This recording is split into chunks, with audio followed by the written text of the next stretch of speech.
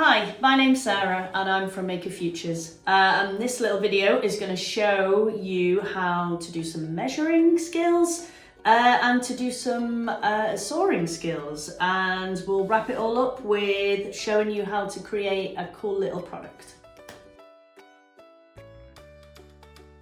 Okay, so to get started, we're going to have a look at sawing some square section of some balsa wood. Balsa wood is really light and it's very easy to saw. So what we're going to do is I'm just going to show you how to measure out, and then I'll show you how to saw with a hacksaw or how to saw with the pull saw. Okay, so if we have a little look at the balsa wood, I'm just going to take one piece of it, and just a little reminder,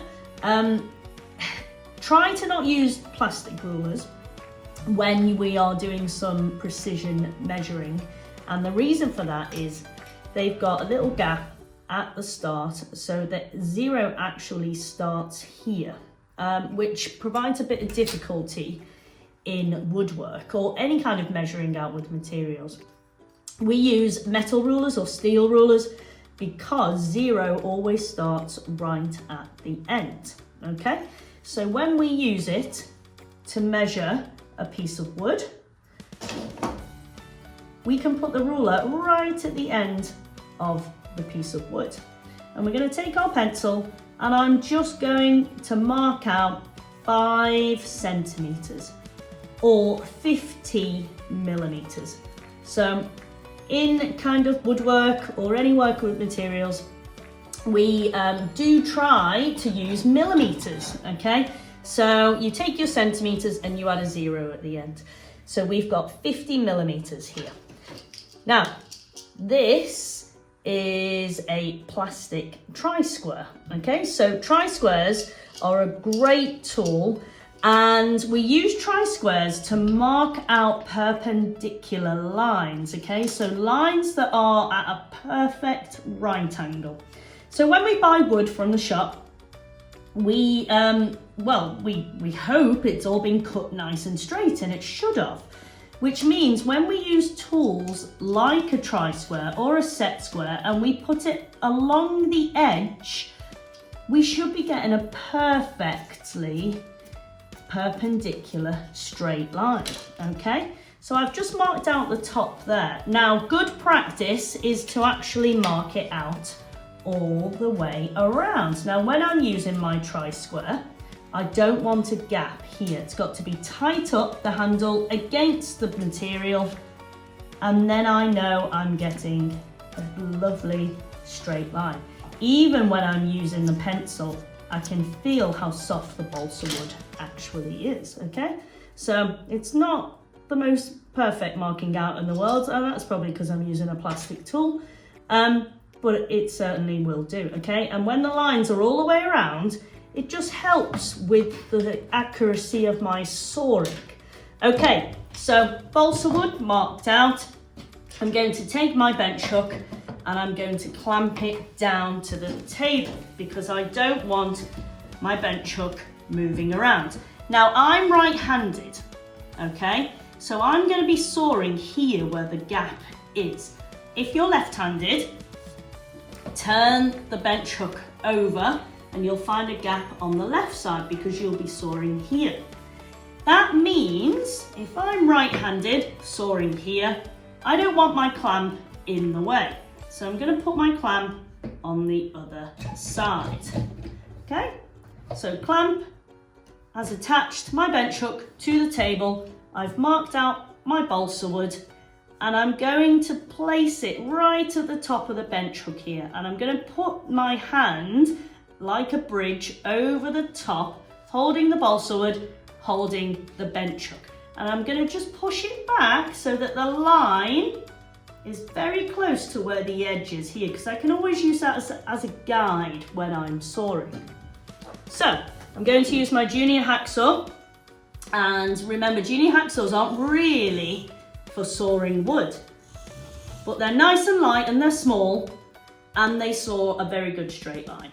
Okay, So to get started, I'm going to hold my junior hacksaw with one hand, and I'm going to point my finger here because it helps me keep the saw nice and straight. And to get started, I'm going to just drag it backwards and then eventually push forward. I'm going to keep the saw nice and straight, okay? And eventually you will go through. Now, whenever you saw anything, you're going to have a rough edge. So you've got two choices here. You can use a file and just give it a little file. I'm only pushing forward with my file, okay? It doesn't do anything when I'm pulling back because the teeth of the file are facing forward like this, okay? So push forward and it'll start to smooth it. If you don't have a file or you don't want to use a file, you can use a little bit of sandpaper. So you can sand it like this, or you can sand it like this. Just be very careful with the balsa wood because it's so soft. Okay, very quickly show you the pull saw. So here's a brand new piece of balsa wood. Okay, I'm going to do the exact same thing. I'm going to hold it tight to my bench hook and I'm going to use the pull saw and pull backwards,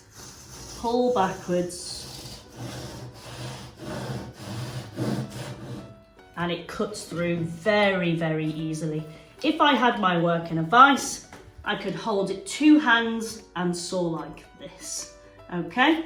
Once again, don't blow the sawdust away. Just let it be there, it's absolutely fine. Or get a little brush or just brush it off gently with your hands.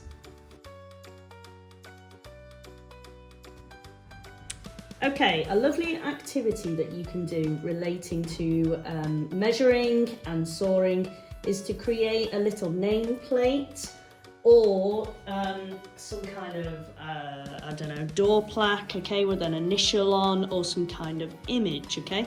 So you could use some tree slices again, and this is the square kind of section balsa wood that I was using before when I was doing the sawing demonstration.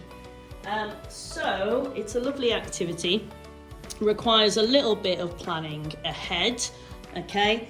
So I've just drawn out here a name and I've used squared paper, which is 1 centimetre by 1 centimetre. And then I've gone through and numbered the pieces that I need to saw out. So you can use a ruler if you want to do this. I've done this freehand, but obviously it's great to use a ruler to get better at using a ruler. And once you've got your plan, you can actually start to saw the pieces up, give them a little bit of a sand down, and start constructing your letters like you planned out. And so you can go straight onto a backboard, so a piece of wood. This is MDF. You could use plywood, or you could leave the paper on and put it on top of the paper. You could cut that out and glue that down, and you can get really creative with that.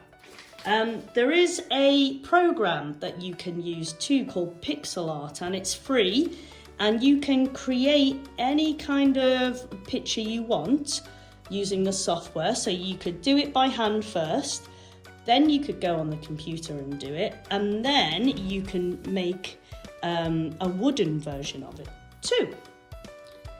Okay, so we have just looked at some measuring skills, and we looked at some sawing skills with a pull saw and a hacksaw, using a bench hook too, a little bit of sanding down, and then using some squared paper to help us create a plan, okay, and help us with our measuring skills too, using a backboard, placing the letters on the backboard to make kind of a name plaque.